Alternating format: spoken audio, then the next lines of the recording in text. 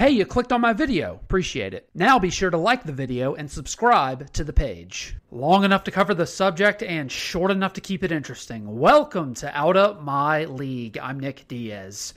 There are many things in your day-to-day life that seem obvious when you look at them, but in fact, they're not obvious at all.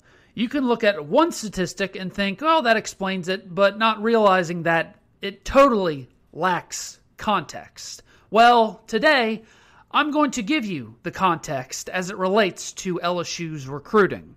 So, the top safety in the state of Louisiana, Derek Williams, he's committed to Texas yesterday. And many On3 sports predictions and 24/7 crystal ball predictions had him leaning towards Alabama in the last month or two. He took one official visit to Austin, Texas, and the next day he commits to UT. You can figure that out for yourself. Is NIL important? No shit it is. Does UT and A&M have more money than everyone else? Yes. But the other statistic that was thrown out yesterday that seems to be a larger issue for people is currently, today, June 28th, 3 of the top 5 players in the state of Louisiana are not committed to LSU. Arch Manning, Eli Holstein, and now Derek Williams. And the numbers 6, 7, 8, and 9 rated players in the state of Louisiana, Jaden Rashada, Tackett Curtis, Omar Miller, and Jordan Matthews, are all currently predicted not to go to LSU. And many people, especially the butthurt delusional Notre Dame fans, they are having a ball today, they see this as the sky falling down. Okay, while NIL is very important, and it is, there has continually been this false narrative going around that high school recruits are only, and I mean only, choosing schools based on NIL money. Even if they don't like the coaches or the campus, they don't like the development, they don't like the scheme, they're still choosing them based on the highest bidder. That's bullshit. That is a bullshit narrative, and I'll prove it to you right now. Jacoby Matthews from Ponchatoula, the top safety in last year's class in the state of Louisiana. Everyone knows he wanted to go to LSU, but he went to A&M because they offered a bigger deal at the last minute. Well, here's the thing. Jacoby Matthews, he did not pick the highest bidder. A&M was not the highest bidder for Jacoby Matthews. Texas was.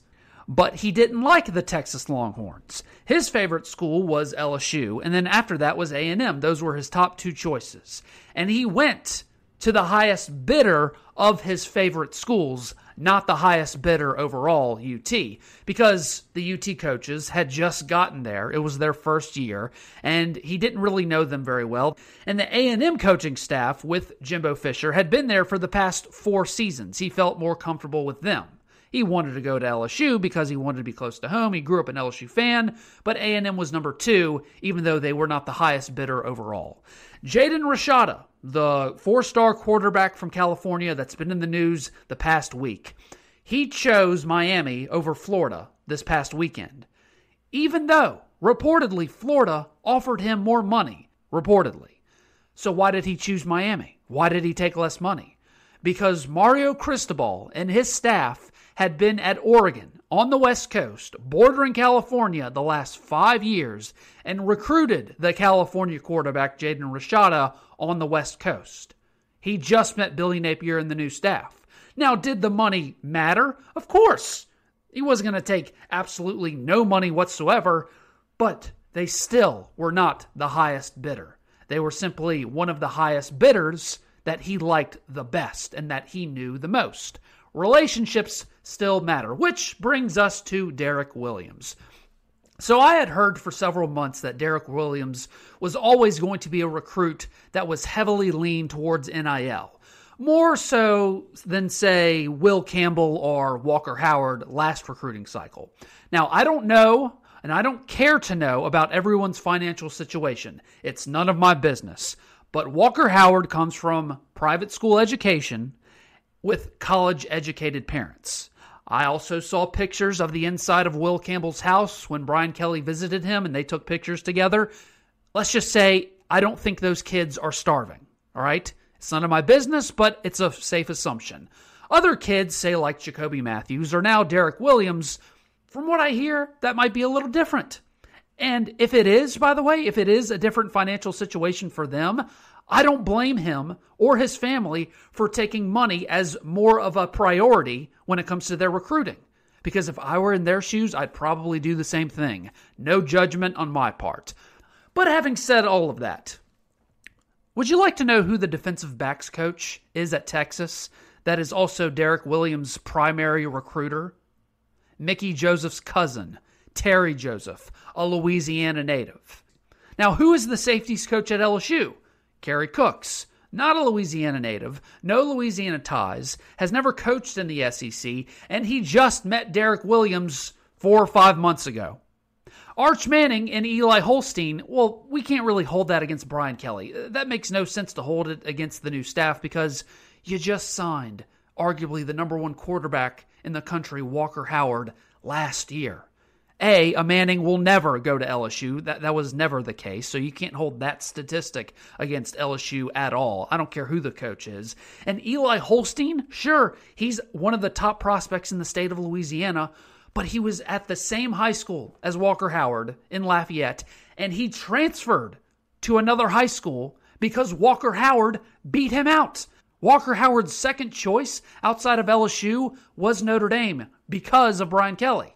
So he stuck with LSU and felt very comfortable once Brian Kelly was officially named the coach.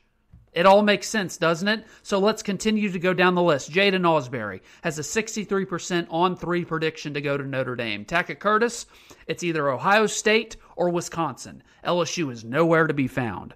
So what that doesn't tell you on those little statistics that I just ran off, is that Jaden Ausberry and Tackett Curtis like the new Brian Kelly staff more than they liked Ed Ogeron and his staff. Tackett Curtis had never even visited, as a matter of fact, refused to visit LSU, and the coaches had never even been to Manny High School when Ed Ogeron was there because there was a contentious relationship. He has since taken an official visit to LSU, and he liked it. That never happened under Ed Ogeron. Jaden Ausberry was probably always going to be a lean outside the state, no matter what, because of his parents, because of his mom's pressure for him to get a better education, because of his dad, because he's a U-High kid who's been there since preschool, all that other stuff. But now, the new LSU staff has made LSU one of his top schools because of Brian Kelly. They like the new staff more than they like the previous staff. That's something that those statistics won't tell you. That lacks context. Omar Miller, the second best wide receiver in the state, he's now heavily leaned to go to Nebraska. Why? Well, who's the wide receivers coach at Nebraska? Mickey Joseph. The coach he originally committed to at LSU is now at Nebraska. Jordan Matthews, the number one cornerback in the state of Louisiana. He is also a Texas lean because of Terry Joseph. And Jordan Matthews just got reoffered by the new LSU staff last month because they didn't know him, they hadn't seen him play, and because of the question marks around his size and speed that he had to answer. Also, LSU's new cornerbacks coach, Robert Steeples, is from Missouri. He just met the guy. Why does LSU have one of the top tight ends in the country committed to LSU out of St. Louis, Missouri? Because Robert Steeples was his high school head coach. Look, we can keep going on this. Who is leaning towards LSU that's a top player in the state?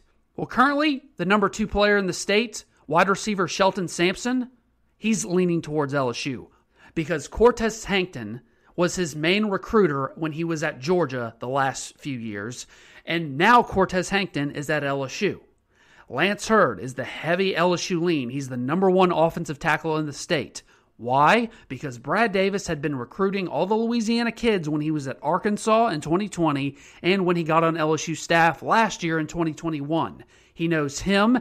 He knows the second best offensive lineman out of the state at St. Augustine because Brad Davis has been recruiting those kids for the past 2 years at 2 different jobs. The top 2 running backs in the state are also LSU leans. Trey Holly is committed to LSU, and the number 1 running back in the state, Caleb Jackson, he is also a heavy prediction to commit to LSU any day now. So why the top 2 running backs are favored to go to LSU with one of them already committed? Because Frank Wilson is from Louisiana and knew those kids since they were in middle school going to football camps across the state. It's that simple. This isn't complicated. Relationships still matter.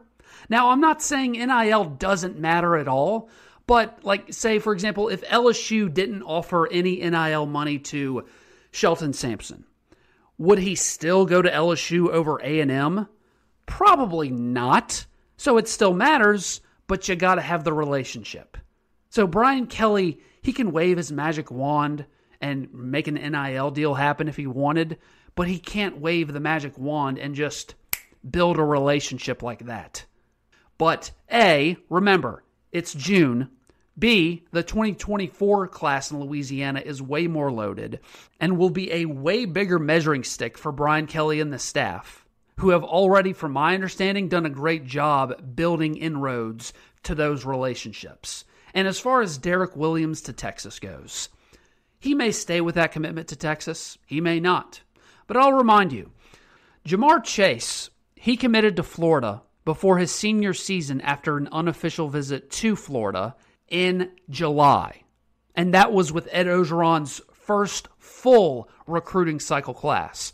John Emery committed to Georgia after one official visit the summer before his senior year. That was Ed Ogeron's second full recruiting cycle at LSU. It's June 28th. Chill the fuck out. Louisiana just passed a new NIL law last week. And if it gets to a simple bidding war with Texas, then LSU, guess what? They probably still lose because Texas has more money than everybody. Tough shit. Life's unfair. Deal with it. If that's the case, maybe find your own happiness outside of high school recruiting. But until then, chill. Thanks for listening to Out of My League. If you like what you heard, be sure to like, share, and subscribe. Or follow me on Twitter, Facebook, Instagram, and TikTok in the description link below.